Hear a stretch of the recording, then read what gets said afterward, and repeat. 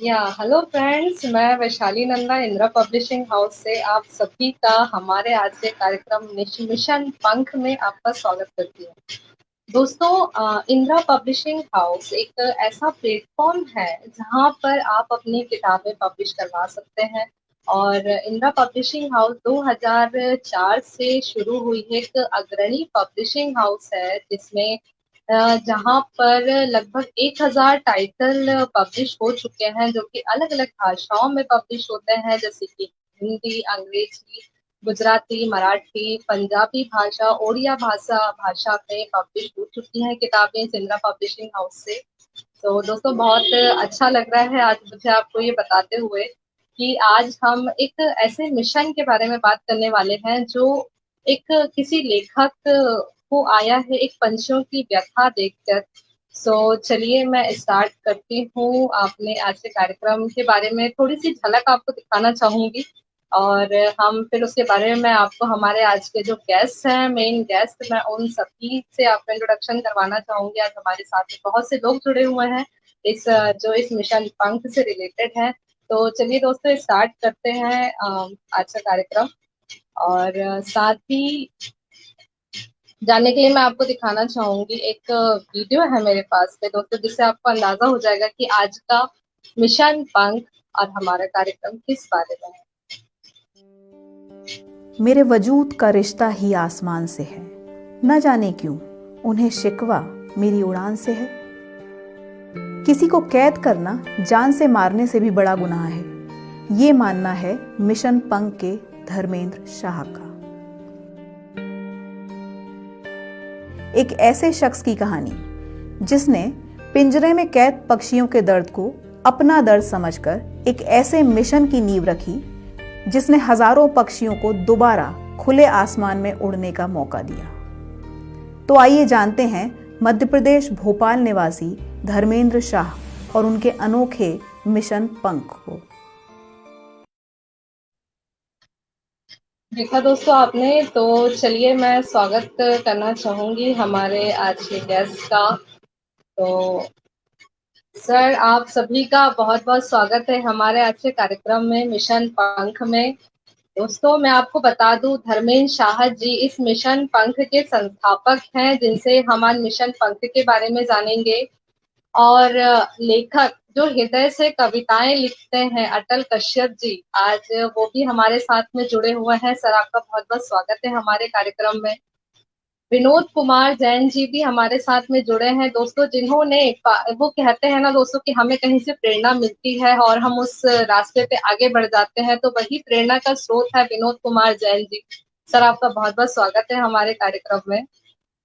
कौशलेंद्र रघुवंशी जी, दोस्तों मैं बता दूं, ये मैनेजिंग डायरेक्टर हैं daffodils group of institute Bareilly में। सर, आपका बहुत बहुत स्वागत है। साथ ही दोस्तों, ये लेखक भी हैं हमारे। और संयम जैन जी, आपका भी बहुत बहुत स्वागत है। दोस्तों मैं बता दूं, इन्होंने दी एचिंग टू किक आउट किताब लिखी है, और ये बहुत ही बढ़िया लेखक हैं, साथ ही ये ब्लॉगर भी हैं। आप सभी का बहुत बहुत स्वागत है हमारे कार्यक्रम में। दोस्तों, मैं आपको बता दूं कि धर्मेंद्र शाह जी ने पंछियों की व्यथाओं को देखकर वो कैसा महसूस करते होंगे दोस्तों, जब उन्हें किसी ने पिंजरे में बंद कर दिया है, वो किस तरह महसूस करते होंगे। आप उस तोते की जगह पे या फिर किसी भी पंछी की जगह पे आप अपने आप को रखकर देखिए, तो आपको महसूस होगा कि वो तोता या वो पंछी क्या महसूस करता होगा एक पिंजरे के अंदर। तो यही व्यथा धर्मेंद्र शाह जी ने समझी है, जानी है, और साथ ही उन्हें अपनी भावनाओं को व्यक्त किया है, जो कि उनका मिशन पंख बना है। और साथ ही दोस्तों, मैं आपको बता दूं, इन्होंने पंख किताब लिखी है, जो ये बहुत ही सुंदर है। इसमें कविताएं लिखी हैं उन्होंने उनकी परेशानी के ऊपर। और अभी अभी इनकी नई किताब आई है दोस्तों, पंख काव्य, जो कि आज मेरे हाथों में है। तो आप सभी का धर्मेंद्र सर को इस नई किताब के लिए बहुत बहुत धन्यवाद, बहुत बहुत शुभकामनाएं सर आपको। तो ये किताब आपको दिख रही होगी कितनी सुंदर है। इसमें आप देख सकते हैं कि पंख, वो तोता किस तरह से जकड़ा हुआ है इन रस्सियों में, और वो अपनी व्यथा बता रहा है। तो यही व्यथा का सारा उन्होंने बताया हुआ है विचार, कि एक तोता क्या सोचता होगा हर एक सिचुएशन में। तो धर्मेंद्र शाह जी, अब मैं आपसे जानना चाहूंगी इस मिशन पंख के बारे में।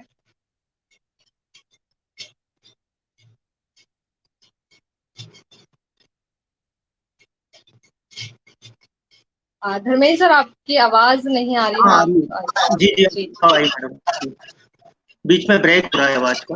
जी जी सर, बताइए, आपको आवाज क्लियर आ रही है अभी? हाँ हाँ, ओके सर, हम जानना चाहेंगे कि इस मिशन पंख को लेकर आपको कैसे विचार आया और क्या है यह मिशन पंख? कृपया हमारे दर्शकों और हमारे गेस्ट को बताएं। ये मैम मिशन तो एक्चुअली विचार नहीं है, ये मुझे विरासत में मिली हुई चीज है। जब मैं छोटा था तो यही देख के बड़ा हुआ, बहुत छोटा रहा हूँ, 8 या 9 साल का, जब हम लोग ओल्ड सिटी बाजार में रहते थे, और जब भी दहली आता था तो मम्मी सारी पक्षियों को खरीद के उड़ा देती थी। तो हम यही देख देख के बड़े हुए, और मम्मी इनकी पीड़ा मुझे बताती है कि एक पैरेट को कितनी, एक तोते को कितनी तकलीफ होती है। उसके बाद जब मेरी मम्मी नहीं रही थी, उसको फिर मैंने मिशन नाम दिया, और विनोद अंकल की उंगली पकड़ के इस मिशन को मैं आगे ले गया। बस इस तरीके से बढ़ते बढ़ते बहुत आगे चला गया ये मिशन। क्या बात है सर। तो सर, आपका ये जो मिशन पंख है, ये आपने किस उद्देश्य से शुरू किया था सर? आपका क्या मोटिव है इसको स्टार्ट करने के पीछे? मोटिव सिंपल सा है मैडम, इसमें कि पक्षी को पिंजरे में नहीं रहना चाहिए। वो अपनी जिंदगी कैसे निकालेगा? आप ये सोचिए ना कि एक पैरेट जब दोनों अपने पर फैलाता है, जब तक 26-27 इंच उसको जगह चाहिए होती है, और हमारे देश में जो पिंजरे का स्टैंडर्ड साइज है वो 18 इंच का है। तो वो कैसे जिंदगी निकालेगा? और एक पैरेट 45 साल जीता है पिंजरे में, बड़ी मुश्किल से 4 या 5 साल या 8 साल या 10 साल बड़ी मुश्किल से वो जी पाता है। तो इस तरीके से सोचा था, एक सपना देखा था कि पिंजरा मुक्त देश बनाएंगे, लेकिन अंकल का सपना था, विनोद अंकल का सपना था कि हम पिंजरा मुक्त संसार बनाएंगे। और आज हमने इतना तो कर लिया कि हमारा भोपाल कैच फ्री सिटी हो गया, देश का पहला शहर है जो इंडिया का पहला सिटी जो कैच फ्री सिटी है। जी सर। तो सर, जैसे आप ये सोचते हैं कि भोपाल को पिंजरा मुक्त बनाना है, तो आप को काफी सारी चुनौतियों का सामना करना पड़ा होगा सर इसके लिए, कि ऐसे पिंजरा मुक्त कैसे बनाए? तो फिर आपने सर कैसे प्रयास किए, कैसे आप आगे बढ़े इसके लिए? बहुत लंबी कहानी है मैडम, बहुत शॉर्टकट में सुनाता हूँ। करीब काफी पुरानी बात है। मैं और अंकल सुबह सुबह हम लोग निकल जाते थे, मैं और विनोद अंकल, क्योंकि मेरा बिजनेस कुछ इस तरह का था कि मैं 9, साढ़े 9, 10 बजे के बाद मुझे ज्वाइन करना होता था। तो अंकल और हम जाके कॉलोनी में लोगों को जाके इकट्ठा करते थे, और वहाँ मेरे की पूरी प्रॉब्लम बताते थे। योगा क्लासेस जाते थे, वहाँ समझाते थे, जो सुबह हमें लोग मिल जाए हम उनको समझाते थे। इस तरीके से हमने स्टार्ट किया। जब हमारी पहली वर्कशॉप थी, मुझे अभी भी याद है, मैं और अंकल, सिर्फ हमारे वर्कशॉप में सब 2 लोग आए थे। तो अंकल ने बोला था कि ये एक बात ऐसी है कि ये 2 लाख या 2 करोड़ में भी पहुंचेगी, और ये पूरा दुनिया में जाएगा। और एटलीस्ट हम लोगों ने काफी वर्कशॉप करी अंकल के साथ मिलकर, अंकल के ही सपोर्ट से ये सब हुआ है, आज तक जो हम यहाँ पहुंचे हैं।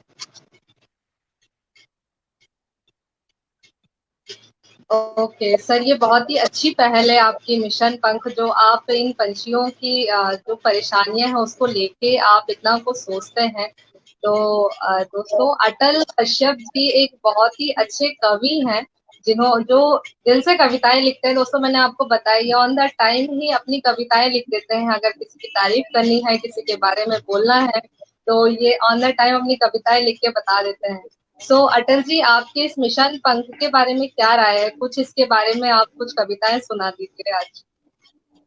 जी मैम, सबसे पहले तो शुक्रिया इंदिरा पब्लिशिंग हाउस का, जो मुझे मौका दिया इस कार्यक्रम में बोलने का। और धर्मेंद्र जी से मैं लास्ट करीब 1 ईयर से जुड़ा हूँ। तो मिशन पंख के बारे में जब मैंने सुना, मैं काफी प्रभावित हुआ। तो मैंने सोचा कि ये पर्सन काफी नेक काज कर रहे हैं। हम लोग इंसानों के बारे में ही सोचते हैं। जो व्यक्ति यानी इंसानों से निकल करके आगे पक्षियों के बारे में सोचे, वो इंसान तो नहीं हो सकता, कम से कम वो भगवान ही होना चाहिए। तो पक्षियों की पीड़ा को मैंने कुछ कविताओं के माध्यम से बताया है। तो मैं एक कविता पहले आपको सुनाऊंगा। कविता का शीर्षक है पिंजरा। तो बन गया था वह मन बहलाने वाली वस्तु, घर एक पिंजरा बन गया था, फंस गया था एक शिकारी के जाल में, बिककर शहर आ गया था। मिलता था खाने को पिंजरे में सब कुछ, पर उड़ना उन्मुक्त भूल गया था। कटते थे दिन रात पिंजरे में, ख्याल आजादी का ना उम्मीद हो चला था।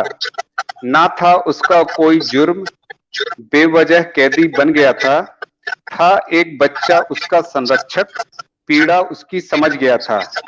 मिला उसे आजादी का तोहफा, पट पिंजरे का खुल गया था। फड़ फड़फड़ाए पंख उसने अपने, छूने आसमां उड़ चला था। ये मैडम मेरा कविता थी जिसमें मैंने एक पक्षी का दर्द व्यक्त किया है जो एक पिंजरे में रहता है, तो किस प्रकार से वो महसूस करता है। और मेरी एक और दूसरी कविता है, ये भी मैंने पक्षियों की पीड़ा से रिलेटेड लिखी है। तो कविता का शीर्षक है हमारा जहां। है खुला आसमां हमारा जहां, कैद नहीं हमें भाती है, कट जाते हैं पंख हमारे, आजादी ही हमें लुभाती है। देते हो आसरा घर में अपने, पर मन रम नहीं पाता है। दाना पानी पिंजरे का हमको चुगा नहीं जाता है।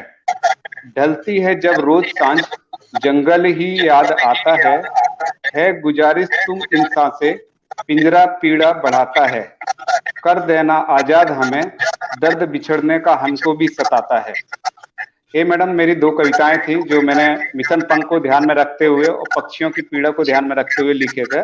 ये धर्मेंद्र जी का और वो है सहयोग है, और दूसरा धर्मेंद्र जी से मैं बात करता हूँ तो मुझे रियली लगता है कि पक्षियों के लिए बहुत बढ़िया नेक काम कर रहे हैं। मेरी शुभकामना यही है कि मिशन पंख दिन दूनी रात चौगुनी गति से बढ़ता रहे, और जो भी हमारा इसमें सहयोग रहेगा हम उसमें 100% अपना सहयोग देते रहेंगे। शुक्रिया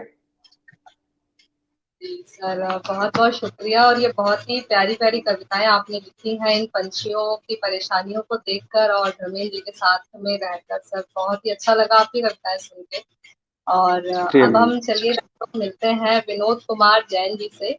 सर बहुत बहुत स्वागत है आपका और बहुत बहुत शुक्रिया आप हमारे साथ में यहाँ पर हैं, जिन्होंने इस मिशन पंख के लिए एक तरीका ढूंढा, जो कि एक मार्गदर्शक के रूप में आप हमेशा धर्मेंद्र शाह जी के साथ में बने रहे हैं। पिछले 20 सालों से आप इनके साथ में जुड़े हुए हैं। दोस्तों मैं आपको बता दूं, विनोद कुमार जैन जी पूर्व महाप्रबंधक हैं BHEL के। और विनोद कुमार जी, आपके क्या विचार है इस मिशन पंख को लेके, हमारे साथ में कृपया शेयर कीजिए। आवाज थोड़ी क्लियर नहीं हो रही है। नमस्कार। हेलो, या सर अभी आपको आवाज क्लियर आ रही है? धर्मेंद्र को मैं लगभग 2001 से जानता हूँ। 2014 या 15 के आसपास हमने इनके जो मिशन थे धर्मेंद्र का, जो उसने के परिवार में शुरुआत में अपने कंधों पे उठाया, और उसके बाद उसे एक गति की आवश्यकता थी। मैं यूं कहूं कि मूल तो धर्मेंद्र ही है और उससे भी अधिक प्रेरणा है उसकी माता जी।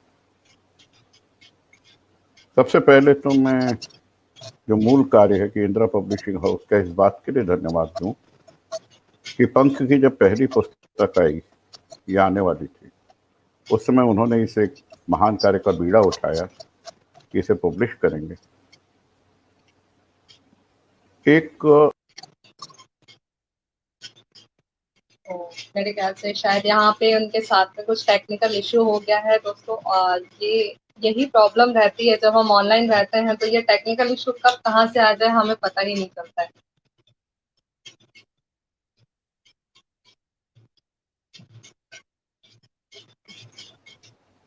जी सर,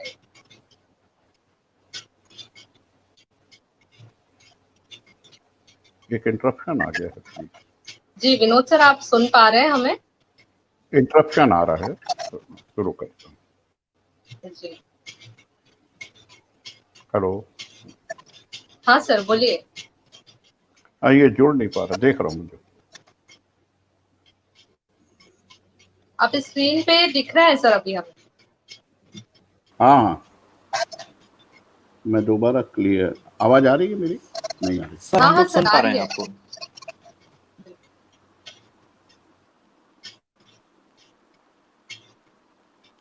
ये उनके साथ में कुछ टेक्निकल इशू है, हम कुछ देर बाद उनसे चर्चा करेंगे।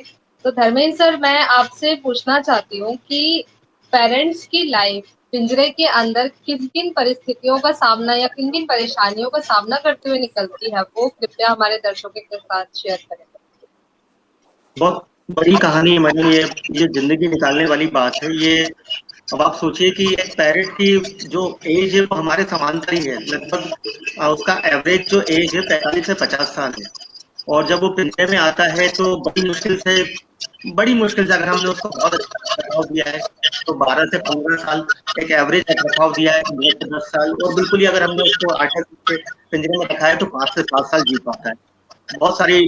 और उसके बाद मान लीजिए कि एक छोटी सी बात है, हम लोग जब वर्कआउट करते हैं घर जाते हैं तो पहली चीज यही बोलते हैं कि मान लीजिए आपके घर में जो पैरेट है अगर इसको बुखार आ गया तो उनके पास उसका जवाब नहीं होता है। पैरेट को बुखार एक ऐसी चीज है जो लगभग किसी से हाथी को सर्विस करता है। आपको सुन के बड़ा बुरा लगेगा, करीब 27% पैरेट 27% घरेलू पैरेट से बुखार से मर जाता है। बुखार आया रात भर में मर गए वो। और अगर वो जंगल में रहते हैं तो अपना वो खुद ही कर देते हैं, किसी औषधि या पत्ती खा के अपने आप को ठीक कर लेते हैं। इस सब्जेक्ट इस तरीके का है कि अगर पैरेट हमारे घर में तो जिनको पैरेट पाला हुआ है उसी को उसकी प्रॉब्लम नहीं वाली है। सबसे बड़ी प्रॉब्लम ये है, सबसे बड़ी समस्या ये है कि एक पक्षी हमने पाल तो लिया लेकिन और उसको हम अपने बेटे से ज्यादा प्यार कर रहे हैं, अपने परिवार के मेंबर से ज्यादा प्यार कर रहे हैं। मैंने ऐसे केसेस देखे हैं, लोग ऑफिस से आ रहे हैं, दुकान से आ रहे हैं, तो सबसे पहले उनको अपना बेटा नहीं चाहिए, अपना पैरेट चाहिए कि पैरेट को देखना। लेकिन सबसे बड़ी बात है कितनी तकलीफ मिली उसको नहीं मालूम है। सबसे बड़ी समस्या पैरेट की जगह को लेकर होती है। मैंने बताया जैसे कि पहले बोला कि दोनों पैर पर जाता है तो लगभग इतनी जगह नहीं होती है। अब उसको लगभग इतनी जगह मिलती है और उसमें वो पूरी लाइफ पर नहीं फैला पाएगा। मतलब वो डाइजेशन उसका पहली फुर्सत में साल भर में इसका फेल होगा। इसके बाद उसको कभी कुछ भी खाना नहीं मिलता। पैरेट के लिए बता दूं आपको कि पैरेट सारे पक्षियों में सबसे चटोरा पक्षी होता है, सबसे ज्यादा चटोरा पक्षी होता है। लेकिन उसको खाना जो रहेगा वो जो डाइट हमको मिल रहा है, हम जो भी उसको खिलाएंगे उसको वही खाना है। जैसे हमारे यहाँ पे जो भी आता है वो उसको दे देते और वो खा लेता है। 27% पैरेट ने बताया आपको बुखार से मर जाते हैं और करीब 20% पैरेट गलत खाने से मर जाते हैं। ऐसे जैसे कि हमारे यहाँ पे जो भी होता है उसको दे देते हैं। फॉर एग्जाम्पल हमने उसको चॉकलेट दे दी, तो क्या चॉकलेट पैरेट को चॉकलेट खिलाती, इंस्टेंटली पैरेट को हार्ट अटैक आता है। चॉकलेट खाते थे, नमक की चीजें हम खिला देते हैं, पूरे बाल झड़ जाते हैं, पूरे उनके बाल चले जाते हैं, नहीं होता उनको। तो ये बहुत बड़ा आंकड़ा है। मतलब सिर्फ दो ही चीजें, बुखार आने में और खाना खाने में ही वो 50% पैरेट घर तक रहता है और उसको कोई फील भी नहीं होगा। ठीक है, 1 रुपए का दूसरा मिल जाएगा, 2 रुपए का दूसरा मिल जाएगा। तो ये जो कहानी है ये बहुत लंबी है। परेशानी ये है कि जो अलेक्जेंडर पैरेट जो 35 तोता हम पालते हैं वो नस्ल खत्म हो गई। अगर हम लोग अभी भी नहीं चलते तो 4 साल में या 5 साल में तो पैरेट हमको देखने भी नहीं मिलेंगे।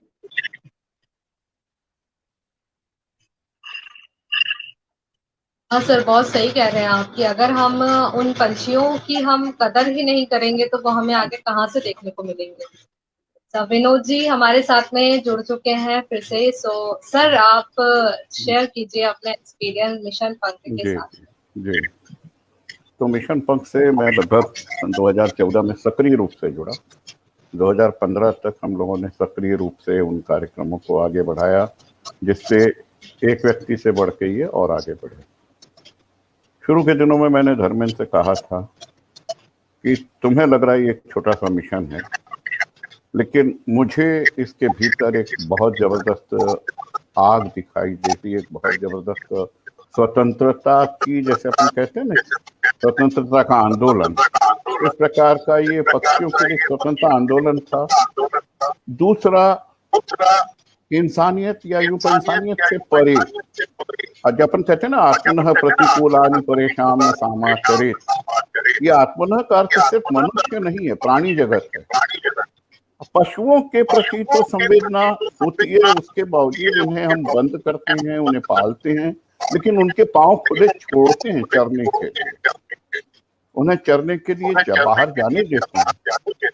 लेकिन इस कोरोना काल में हमें अच्छी तरह समझ आ गया होगा कि एक घर के अंदर ही बंद रहने पर जब हमें इतनी परेशानी होती है, तो अगर हमें किसी बाथरूम में बंद कर दिया जाए और वहीं रहना, खाना, सोना सारी व्यवस्था कर दी जाए तो कितनी, और अपने सारे परिवार से जुदा कर दिया जाए, जोड़ते चले जाइए इस समस्याओं को, तो ये समस्या नहीं, ये वेदना की पराकाष्ठा होगी।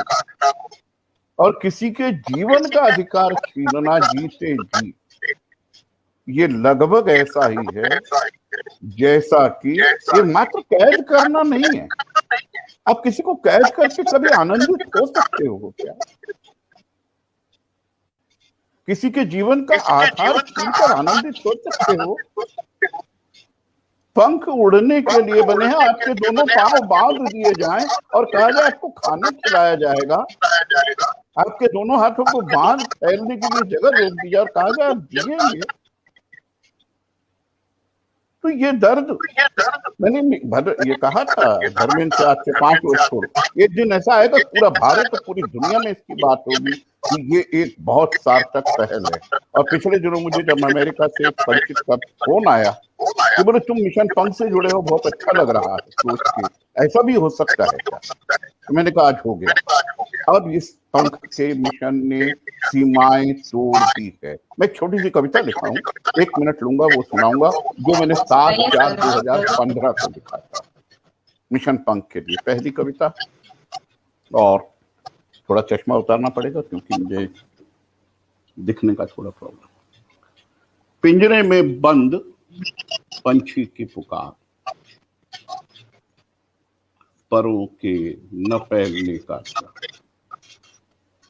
परों के न फैलने का दर्द, अपनों से बिछड़ने का दर्द, अकेलेपन का दर्द, अकेलेपन का दर्द, टूटी उम्मीदों का दर्द, तुम्हारी आजादी का दर्द, तुम्हारी आजादी का दर्द और मेरी बेबसी का दर्द, खुली आंखों का दर्द, बेगुनाह सजा का दर्द,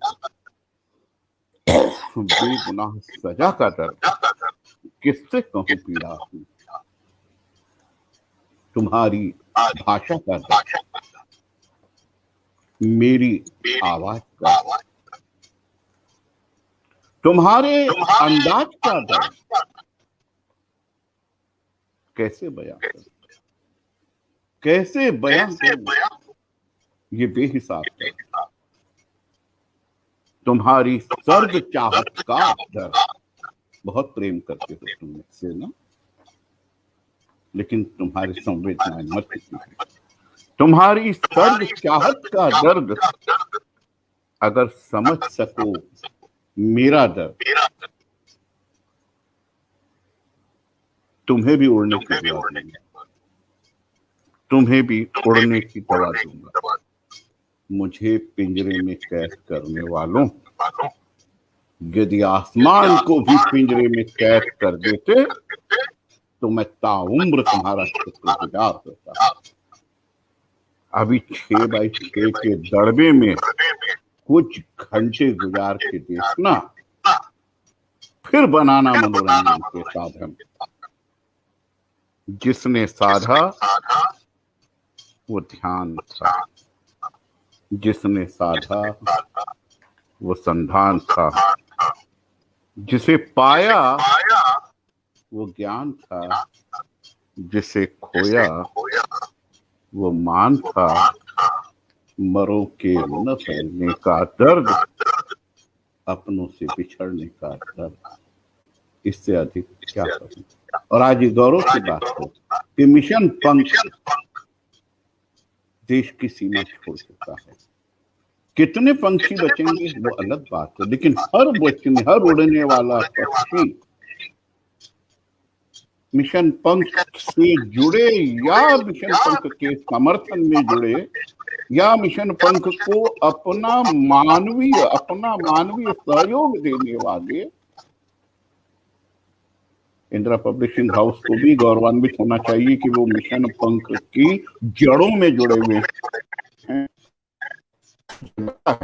कि धर्मेंद्र शाह जो है मिशन पंख के एक आदि पुरुष के रूप में हमेशा जाने जाते रहे हैं और जाने जाते रहेंगे। बार बार इनकी जरूरत पड़ेगी पूरी दुनिया को। धन्यवाद।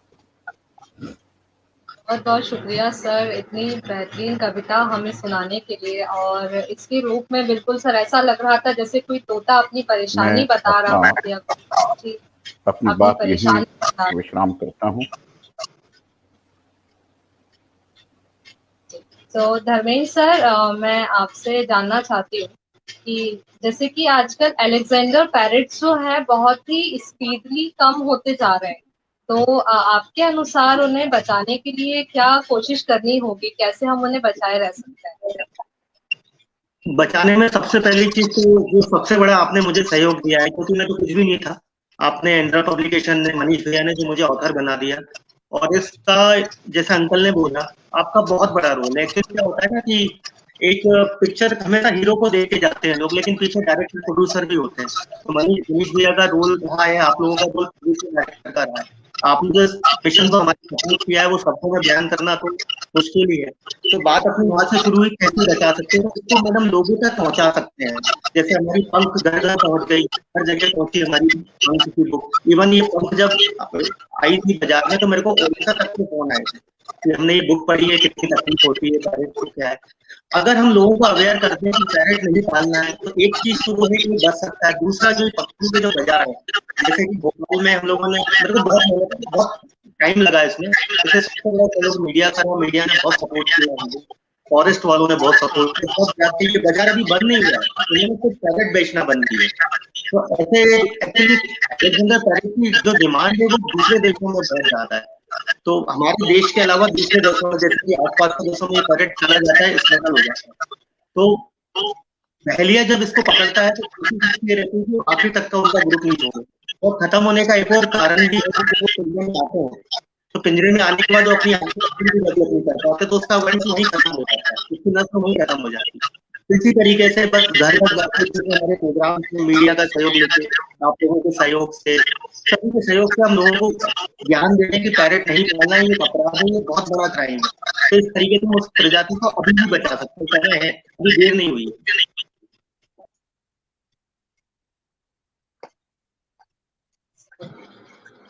विनोद जी हमारे साथ में फिर से जुड़ गए हैं।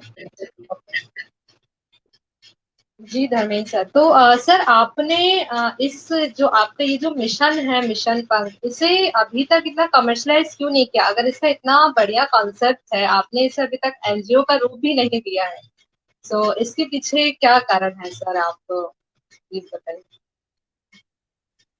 इसमें मतलब मैं किसी को नहीं बोलूंगा, ये मेरी खुद की सोच है, किसी के लिए बोल नहीं रहा हूँ। ये मेरी खुद की सोच है। जब चीजें कमर्शियलाइज होती हैं तो लोग शायद, ये मेरा मानना होता है कि लोग कम जुड़ते हैं, तो इसको हमने कमर्शियलाइज नहीं किया, और कभी हमको जरूरत भी नहीं पड़ी। हमारे को ये ज्यादा नहीं लगता मन की बात है, हमें लोग ऐसे मिलते गए, लोग जुड़ते गए, हमसे मिशन को आगे ले गया। इंदिरा पब्लिकेशन ने बहुत सहयोग किया मिशन में। अभी रिसेंटली कितने महीने मेरा कॉस्ट्यूम भी से जुड़ना हुआ, ज्यादा समय नहीं, हमें सिर्फ एक ही महीना हुआ है। जब इनको मैंने बताई तो उन्होंने ये बोला कि मैं बरेली में पूरा इसको मिशन को बहुत आगे ले जाऊंगा। तो इसी तरीके से संयम जी से बात हुई, संयम जी ने बोला कि इस तरीके से हम इस पर काम करेंगे। कश्यप जी तो पता नहीं, हमारे को कश्यप जी से पिछले जन्म का कोई रिलेशन है, तो दूर बैठे बैठे भी हम लोग आपस में, तो इस तरीके से मिशन जुड़ते गए तो लोग ये बढ़ता गया, तो समस्या करने की कभी जरूरत भी नहीं पड़ी हमें। बहुत ही अच्छे विचार है सर आपके, कि बिना कमर्शलाइज और बिना किसी एकदम इससे आपका, इनसे कोई भी आपको ऐसी कोई मोहमाया ही नहीं है, बस आपको आपका एक ही मकसद है कि पंछियों को पिंजरे से आजाद करवाना है और उन्हें खुले आसमान में छोड़ना है। बहुत ही बढ़िया सर। कौशलेन जी आपका बहुत बहुत धन्यवाद, आप हमारे साथ में जुड़े हुए हैं इस कार्यक्रम में। तो सर मिशन पंख के बारे में आपकी क्या राय है? Thank you so much Vaishali ma'am. सभी को प्रणाम। आज बहुत हर्ष का विषय है कि आज हनुमान जयंती के पावन अवसर पर आज हम एक बहुत ही शुभ और एक बहुत अद्भुत विषय पर चर्चा कर रहे हैं, जो कि हमारे जीवन के बहुत बड़े पुण्य कार्य से जुड़ा हुआ है। बीते कुछ दिन पहले धर्मेंद्र शाह जी से मेरी मुलाकात हुई, मैं उनसे मिला। धर्मेंद्र शाह जी के अंदर मैंने जो भाव देखे, वो भाव जो थे वो एक माँ के भाव थे, मातृ भाव जिसको हम बोल सकते हैं। एक ऐसे भाव जो एक माँ अपने बच्चे के प्रति रखती है कि मेरा बच्चा कोई कष्ट में ना रहे, मेरा बच्चा किसी की कस्टडी में ना रहे, मेरा बच्चा आजाद रहे, वो अच्छे से अपना जीवन जी पाए, वो भाव धर्मेंद्र शाह जी के अंदर है। धर्मेंद्र शाह जी जिस फील्ड में काम कर रहे हैं वो इतनी एक्स्ट्रा ऑर्डिनरी एक सब्जेक्ट है, इतना एक्स्ट्रा ऑर्डिनरी सब्जेक्ट है कि यदि कोई उस सब्जेक्ट को अगर जाने तो उसको सुनने में उसके भाव ही बदल जाए। धर्मेंद्र शाह जी ने जो शुरुआत करी है मिशन पंख को लेके, मैं धर्मेंद्र शाह जी को पूरा विश्वास दिलाना चाहता हूँ कि स्कूल के माध्यम से, वर्कशॉप के माध्यम से हम इस प्रोजेक्ट को बहुत आगे लेके जाएंगे। मैं इस मंच के माध्यम से ये बोलना चाहता हूँ, जहाँ तक मैंने लोगों को जाना है, ऐसा नहीं है कि लोग पंछियों को छोड़ना नहीं चाहते, ऐसा नहीं है कि लोग कुछ करना नहीं चाहते हैं, लोग अच्छा करना चाहते हैं। सबसे बड़ी चीज है जानकारी का अभाव होना। ये जो जानकारी का अभाव है ये आपकी पढ़ाई से संबंधित नहीं है, ये आपके नॉलेज, जनरल नॉलेज से संबंधित है। मैं एजुकेशन फील्ड में हूँ लास्ट 17 ईयर से। मैंने कभी ये जानने की कोशिश नहीं करी है और ना ही कभी बच्चों को जानने के लिए प्रेरित किया है कि एक पिंजरे में रखने के लिए एक पैरट को कितना स्पेस चाहिए होता है। मुझे नहीं मालूम था, मुझे नहीं पता था कि एक पैरट को क्या खिलाना चाहिए, क्योंकि हमने उस चीज को कभी चिंतन ही नहीं किया, हमने उस चीज को कभी जाना ही नहीं। मेरे हिसाब से लोगों को इस चीज के बारे में बताना बहुत महत्वपूर्ण है। यदि हमारी बात अच्छे तरीके से हम अगर लोगों तक पहुंचाते हैं तो लोग उस चीज पर चिंतन कर कर उसको काम को आगे बढ़ाते हैं और दूसरे लोगों को भी प्रेरित करते हैं। जानकारी का अभाव लोगों को कुछ भी कराता है। उन लोगों को पता ही नहीं है कि हम जो कर रहे हैं इससे उस पैरट को क्या हानि हो रही है, इससे हमारे इकोसिस्टम को क्या हानि हो रही है। सबसे पहला कदम होना चाहिए कि लोगों को उस चीज के बारे में अवेयर करना। वो धर्मेंद्र जी बहुत अच्छे से कर रहे हैं, मगर एक संगठित टीम बनाकर सब लोगों को उसके ऊपर कार्य करना चाहिए।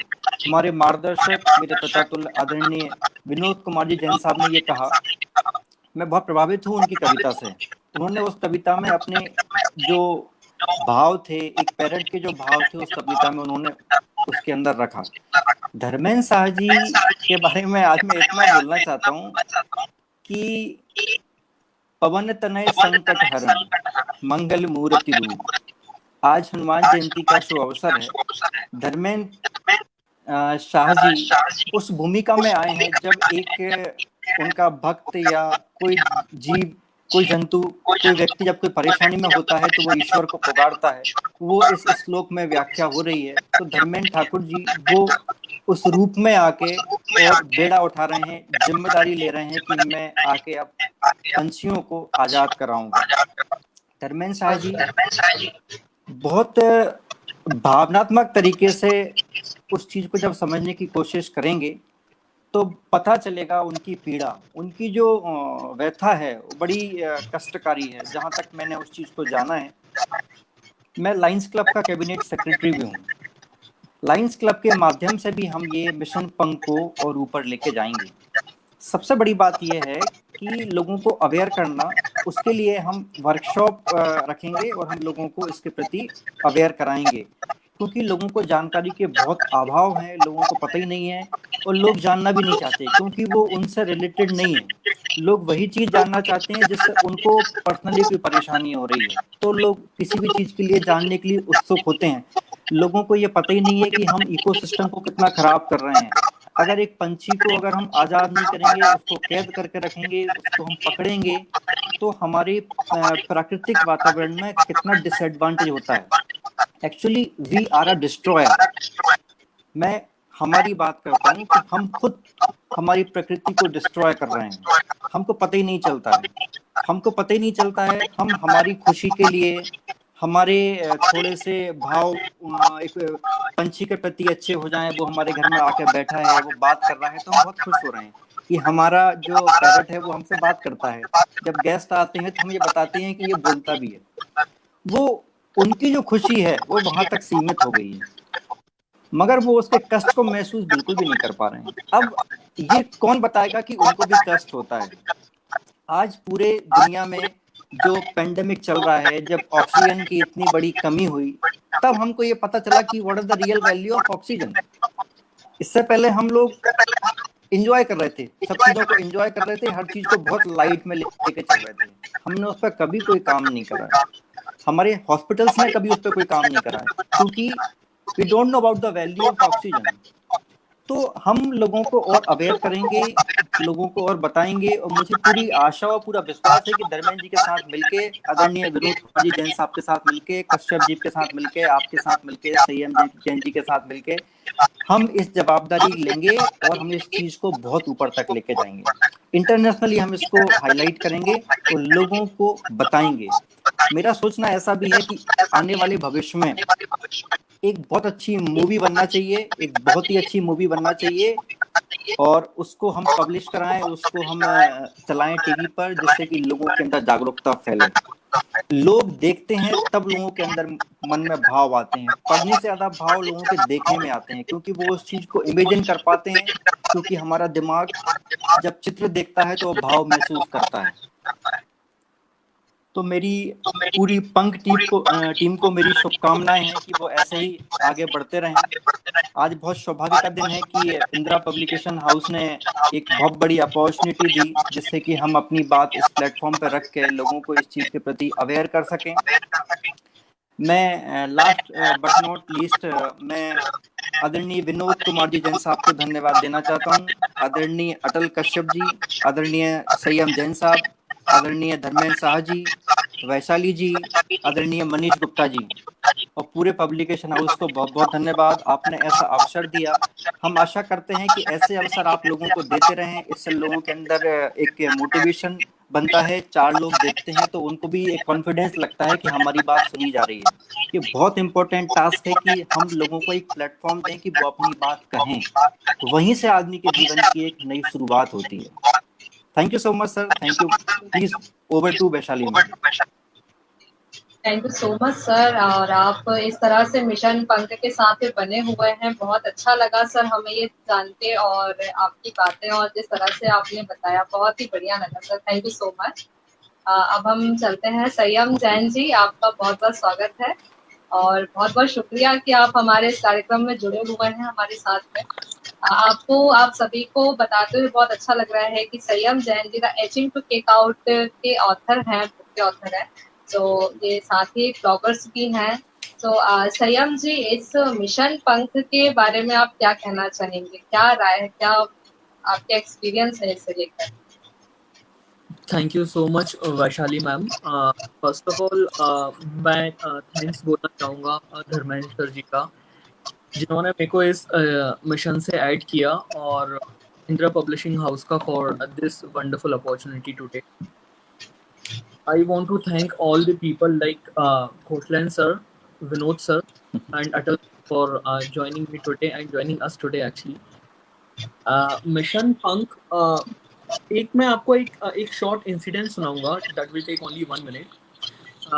चाइल्डहुड में मेरे साथ क्या हुआ था कि मेरे दादाजी 2 पैरेट लेके आए थे। वो खरीद के नहीं लेके आए थे, उनको एक्चुअली क्या हुआ था कि कोई उस पैरेट को मार के खाने वाला था, तो वो उसकी जान बचाने के लिए वो खरीद के लेके आए थे। ऑल्दो हम जैन फैमिली से हैं तो ये अलाउड नहीं होता हमारे लिए पैरेट को रखें या फिर मतलब। तो क्या हुआ था, वो घर पे लेके पैरेट ना काफी छोटे थे, उनको अगर हम ऐसे टाइम पे कोई और जानवर लेता, तो हमने क्या किया, हमने उनको टेक केयर किया, तो वो सब करके हमने कुछ 1.5 महीने को रखा। जब साइज में बड़े हो गए उस टाइम पे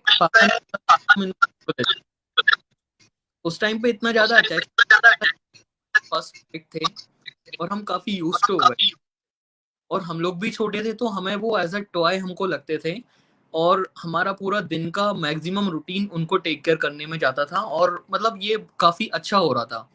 लेकिन उस टाइम पे जब 1 से 1.5 को रिलीज किया, हम भी अपने हौसले की मदद हैं वैसे। फिर जब हमने उनको रिलीज किया हर्ट होता था, ये जो अटैचमेंट था वो अब टूट जाएगा, वो अब रहना नहीं पाएगा। उस टाइम पे काफी बुरा लगता था। फिर हमने ट्राई किया तो हम, लेकिन वो कुछ हो नहीं पाया फिर।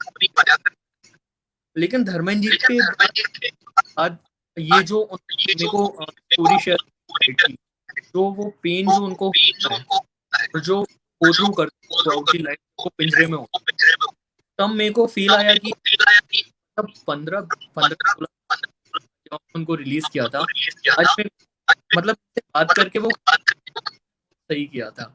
तो thank you Dharmesh ji for explaining me all about the pen वो पिंजरे में रहता है। चीजें मैं यही बोलूंगा कि जो ये मतलब मुझे ये जेल है, और जेल के अंदर जो मतलब जो जनरली, लेकिन धर्मेंद्र जी वकील हैं उन बेकसूर मुजरिम के बिना कारण के बिना उस जेल के अंदर है, मतलब के अंदर। तो धर्मेश जी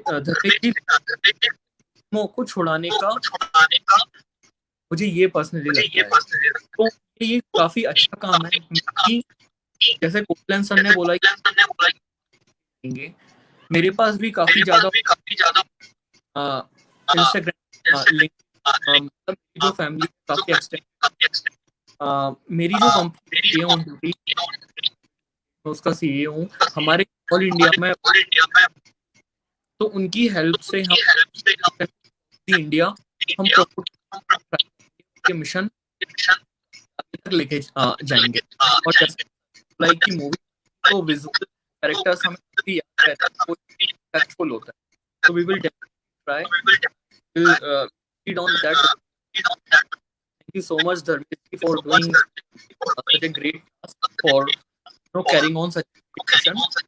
I would like to thanks to Indra House for personally providing to be associated with you people. And बोलना चाहूँगा मोद सर का पोइट्री काफी टची पोइट्री थी सर, काफी इंस्पायर्ड हुआ हूँ उस पोइट्री से। अटल सर से भी मैं रिसेंटली पर thank you so much Atal sir and Koshalan sir, thank you so much. Thank you so much Vaishali ma'am. Thank you so much Sanyam sir, आपके एक्सपीरियंस शेयर करने के लिए। बहुत अच्छा लगा कि आप भी उन पंछियों की परेशानी से रूबरू हो चुके हैं और इस मिशन पंख को आप भी आगे बढ़ाने में हमारी मदद करेंगे, हम सबकी मदद करेंगे। तो बहुत बहुत थैंक यू आपका। और धर्मेंद्र सर, मैं आपसे जानना चाहती हूँ कि भोपाल के अलावा और भी किसी देश में आप ये मिशन चलाना चाहते हैं, उसे भी आप पिंजरा मुक्त बनाना चाहते हैं, कृपया बताइए। अंकल जी का सपना है मेरे की कहीं भी पिंजरा नहीं हो, उस पर ही मैं काम कर रहे हैं, हमारी पूरी टीम काम कर रही है। अभी हम लोगों ने हैदराबाद में कुछ एरिया में स्टार्ट किया, पुणे में इनिशियली थोड़ा बहुत स्टार्ट किया है, दिल्ली के कुछ जगह स्टार्ट किया, वहाँ हमारे इस तरीके से धीरे धीरे भैया करने वाले हैं। इस तरीके से धीरे धीरे हम लोग पहुंच रहे हैं, हो सकता है कि जल्दी 3 सालों में पूरे देश को।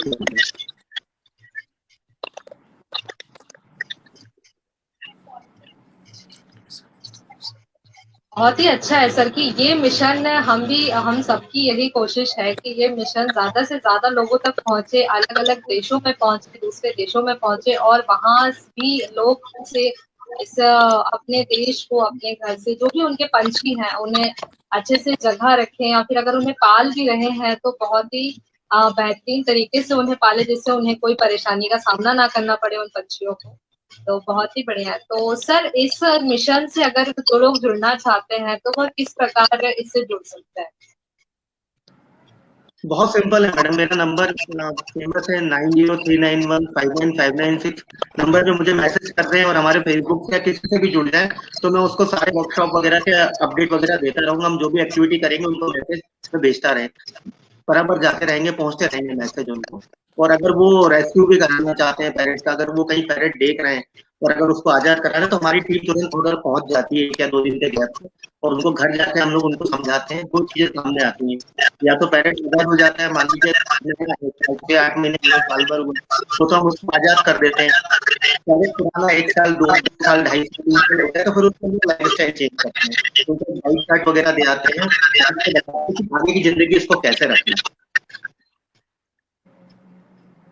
क्या बात है सर, मतलब अगर किसी को जुड़ना भी है तो वो बहुत ही आसानी से आपके साथ में जुड़ सकते हैं इस मिशन पंख के साथ में। बहुत ही अच्छा लगा सर। सर जैसे कि आपने किताब लिखी है पंख और पंख काव्य, जो आपकी अभी जस्ट मेरे पास में रिसीव ही हुई है सर ये किताब, जो मैंने कॉपी आपको दिखाई है, तो इसके बारे में कुछ बताइए सर, अपनी दोनों किताबों के बारे में।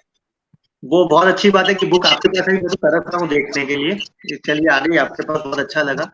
ये पिछले 20-22 सालों में पता नहीं क्यों, हालांकि सीखने लिखने की मैंने अंकल से सीखा है, काफी कुछ चीजें लेखन की जो बारीकी है पूरी अंकल से सीखी है मैंने। तो उसमें ये देखा कि पैरेट को अगर हम थोड़ी देर के लिए हम ही पैरेट है, क्या सोचते होंगे जब पहली बारिश होती होगी तो पैरेट हम क्या सोचेंगे। हम मान लीजिए हम पैरेट है और हम बंद है थोड़ी देर के लिए, तो जो जो भावना निकलती आती है, पैरेट पानी गिरता है तो क्या होगा, काम हुई तो क्या होगा, फेस्टिवल आया, दिवाली आई तो क्या होगा, माँ की याद आई तो क्या हुआ, बचपन के दोस्तों की याद आई तो क्या होगा। तो ऐसे करके लिखता गया 20-22 साल में लगभग 50 या 52 लिखी मैंने कविता। उसके बाद लॉकडाउन हुआ, तो लॉकडाउन में मैंने 2 काम किए। लॉकडाउन में जहाँ ये पोइट्री पढ़ी थी सबको इकट्ठा किया और 2-5-10 और लिख डाली मैंने। तो उसके बाद जब चीजें बुक बनी तो बहुत अच्छी बनी, मनीष को बहुत पसंद आई, आपको भी बहुत अच्छी लगी। फिर उसके बाद मैंने इंडिया बुक में बात करी, तो इंडिया बुक में बिना बोले ही उसका रिकॉर्ड दे दिया। सेम चीज लिखता के साथ ही लिखता को बताया मैंने कि ये तो बहुत अच्छी चीज है, लेकिन आप इसको पब्लिश कराओ और हमको भेजो, फिर हम इसको रिकॉर्ड देंगे। और तो बस यही था, ये भावनाएं थी उस तरह की जो 65 बात चीजों में डिवाइड है। और ये मुझे लगता है कि शायद उसको पढ़ने के बाद लोगों को उसकी पीड़ा समझ में आएगी। मेरा तो ऐसा मानना है कि मेरी कविताओं से तो एक तरह की भी कविता हुई तो मेरा लिखना ही सपना है। बहुत ही बढ़िया सर। और इस तरह से आपने कविताओं के रूप में इसे एक तोते की जो परेशानियां हैं वो आपने बयां करी हैं कविताओं के रूप में, बहुत ही अच्छा लगा सर। तो हम चाहेंगे सर अगर आप इन कविताओं की कुछ पंक्तियां अपने से सुना दे तो बहुत ही अच्छा लगेगा सर।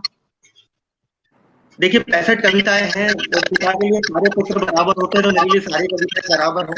लेकिन मैं मेरी जो एक फेवरेट कविता है वो मैं आपको सुनाता हूँ। थोड़ी सी बड़ी है लेकिन मैं कोशिश करता हूँ 1 मिनट में सुनाने की। पैरेट जब बालकनी में टंगा रहता है, किसी खूंटे पे टंगा रहता है या बाहर फूल में टंगा रहता है, पैरेट पे टंगा रहता है, शाम होती है, ठंडी ठंडी हवा आती है, और पैरेट उसको उस हवा से क्वेश्चन करता है क्योंकि उसको तो जब वो पैरेट जब बहुत छोटा था, जब भी उसको जंगल क्या हवा उसको कुछ नहीं मालूम है, तो हवा से एक क्वेश्चन करता है। वो क्वेश्चन पैरेट हवा से पूछता है, दुनिया में बैठे मैंने हवा से पूछा, हवा तुम कहाँ से आती हो, क्या तुम यहीं आसपास रहती हो, मैं तुम्हें देख नहीं पाता और तुम मिलकर चली जाती हो, तुम्हारे आने से सुकून आता है या सुकून आने से तुम आती हो, मैं तुम्हें पंखों में नहीं भर पाता और तुम बिना मिले चली जाती हो, तुम्हारे आने से पेड़ हिलते हैं या पेड़ों के हिलने से तुम आती हो, मैं तुम्हें पकड़ नहीं पाता और तुम पीछे चली जाती हो, तुम्हारे आने से मुझे घोंसले की याद आती है या घोंसले की याद आने से तुम आती हो, मैं तुम्हें सांसों में नहीं भर पाता और तुम चली जाती हो, सारे पंखियों को देखकर सोचता हूँ ये पंखों से उड़ पाते हैं, तो तुम बिना पंख कैसे उड़ लेती हो हवा, ये हवा तुम कहाँ से आती हो, हो सके तो मुझे एक दिन अपने साथ उड़ा के ले जाना, मैं इंतजार करूंगा।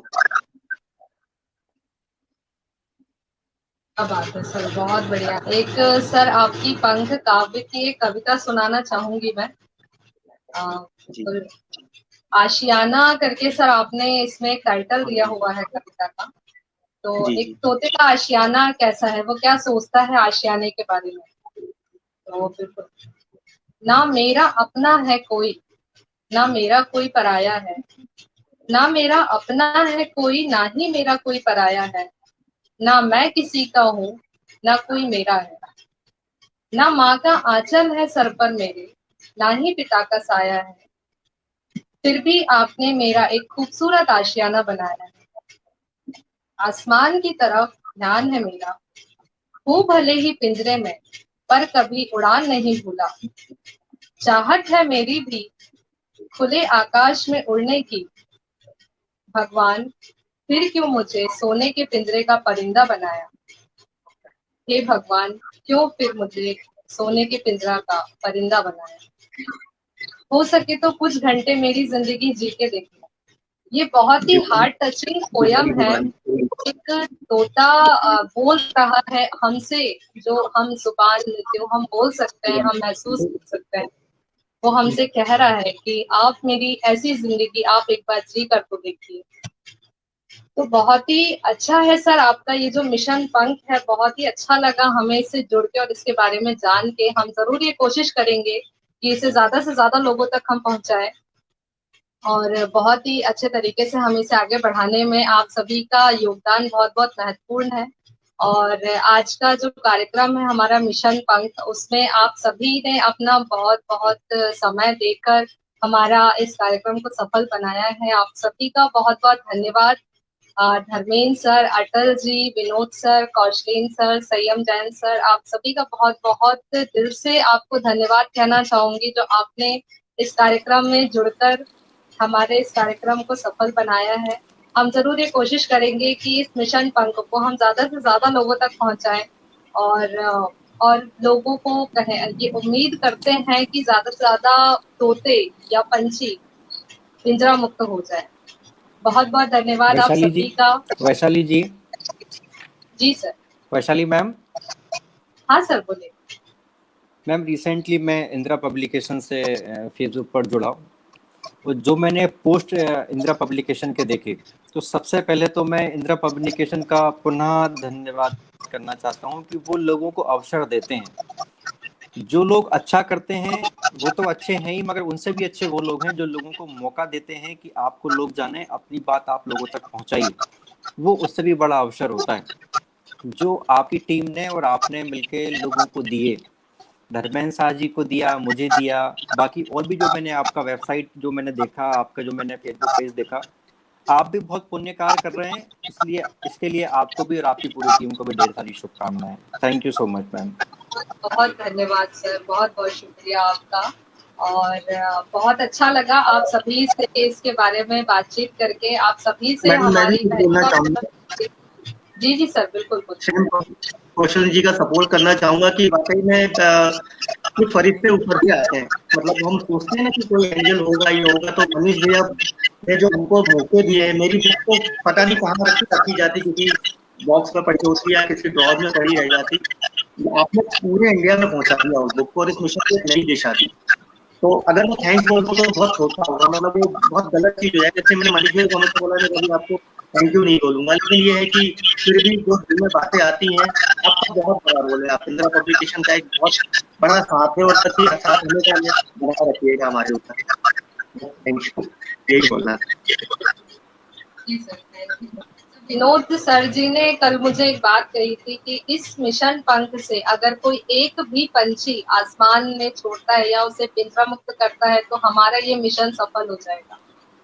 बहुत ही अच्छा लगा था सर, आपके विचार इतने उच्च हैं इस चीज को लेके। ना ही आपका इसमें कोई स्वार्थ नहीं छुपा हुआ है, बस आपके अंदर का जो प्यार है पंछियों के लिए, वो मुझे कल उस आपकी एक लाइन में ही समझ में आ गया। और इस मिशन पंख की खूबसूरती भी आपके विचारों में दिख गई है सर। मुझे बहुत ही अच्छा लगा था सर, और बहुत बहुत धन्यवाद कि आपने इतना अच्छा मिशन स्टार्ट किया है, जिनसे हम इन बेजुबानों को हम खुश कर सकते हैं और उन्हें अपनी जिंदगी जीने के लिए अवसर दे सकते हैं। मैं तो दो मैं आप पंक्ति बोलूंगा, एक दो लाइन बोलूंगा कि और वो भी अतीत से कुछ जुड़ी हुई है कि धर्मेंद्र जब मिशन पंख से रिलेटेड पहली पुस्तक जो उसकी प्रकाशित हुई, उसके पहले मूल भावना थी कि हम इसके ऊपर एक नाटक करेंगे, और नाटक की पूरी व्यवस्था हुई। इन्होंने नाटक के रूप में ही लिखने की कोशिश की थी, कॉपी मुझे दिखाई। फिर जब वो पब्लिश, मैंने कहा इससे, फिर इसने भी सोचा और हमने भी सोचा कि अगर ये पब्लिश होती है तो नाटक तो एक बार देखा जाएगा और इसको हजारों बार देखा जा सकता है। तो वो एक आधार भूमि थी। दूसरा ये है कि एक मुख्य बात एक चीज हम ध्यान रखें कि धर्मेंद्र को इस भावना से जोड़ने में उनकी माताजी का जो योगदान है, ये एक ऐसी चीज है जिसे हम जीवन भर नहीं भूल सकते। ये उनका सपना है जिसको धर्मेंद्र ने पूरी तरह साकार किया। और यहाँ जितने लोग जुड़े हुए हैं, अब उनमें से ये सबका सपना है, जो यहाँ देख रहे हैं वो भी, और जो यहाँ भाग लिए इस कार्यक्रम में वो भी। भाग लेने वाले खाली वही नहीं है जो यहाँ मौजूद हैं मतलब तस्वीर में, वे तस्वीरें भी जो इसे देख रही है वे भी भाग ले रही है, और जो बाद में देखेगी वो भी भाग ले रही है। और ये सब उनका भाग यही होगा कि मैंने एक बार बात की थी गायत्री परिवार से कि जब आप इतना बड़ा इंसानियत का विषय उठाए हैं तो अपने सारे सदस्यों को खाली एक बात कह दीजिए, कम से कम आपके परिवार का कोई भी सदस्य इस प्रकार का किसी तोते को कष्ट देने वाला पीड़ादायी कार्य अगर नहीं करने का संकल्प लेता तो रातों रात पूरे देश में, पूरी दुनिया में करोड़ों लोग हो जाते हैं जो इससे जुड़ेंगे। आज पूरी दुनिया में आप बिलीव करिए कि 30 करोड़ से अधिक लोग जो है वैगन है, जिन्हें किसी भी पशु को कष्ट देना अच्छा नहीं लगता। ऐसे सक्रिय रूप से लोग सोचते हैं। तब ये मिशन पंख भी वैगन वाले विषय से ही जुड़ा हुआ ही है, क्योंकि आधार इसका एक ही है। सभी प्राणियों में एक जैसा जीवन, एक जैसा चिंतन और एक जैसी भावनाएं होती है, ये इसका आधार है। प्राणी मात्र में जो प्रेम की भावना है, और वो इसलिए कि जैसे हम हैं वैसे वो, इसलिए नहीं कि वो हमारी आवाज में बोलता है इसलिए हम उसकी बात कर रहे हैं। हम इसलिए बात कर रहे हैं कि उसको जो पीड़ा दी गई है वो सबसे कठोर पीड़ा है, जीते हुए रोना। तो इसलिए मैं सोचता हूँ कि ये जो साधन है, जो मीडिया आपने जो मौसम, जो अवसर प्रदान किया है, उसके अंदर ये बात को पूरी दुनिया को बताना जरूरी है कि पशुओं से प्रेम न करो, कोई बात नहीं, लेकिन अपने को पशु की, उस पक्षी की जगह रख के देख लो। आपको प्रेम करने की आवश्यकता नहीं, आप स्वयं चिंतित हो जाएंगे। और यही संदेश। बहुत बहुत धन्यवाद। बहुत शुक्रिया सर, बहुत अच्छी बात कही है, क्योंकि कोरोना में जैसे ये लॉकडाउन लगा है वैसे आप सभी महसूस कर सकते हैं कि हम घर में कितना जकड़ा हुआ महसूस कर रहे हैं अपने आप को। तो सोचिए वो पिंजरे में बंद पंछी कैसा महसूस करता होगा।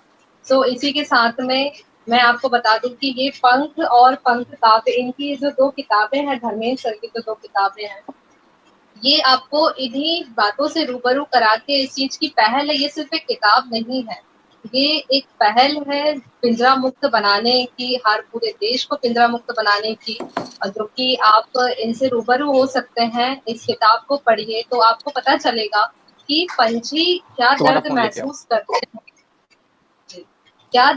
कैसा महसूस करते हैं जब वो पिंजरे में होते हैं।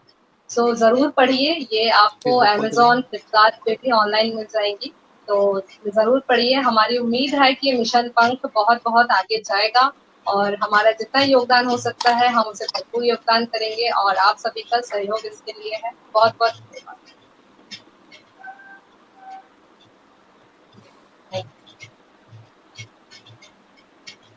थैंक यू, शुक्रिया।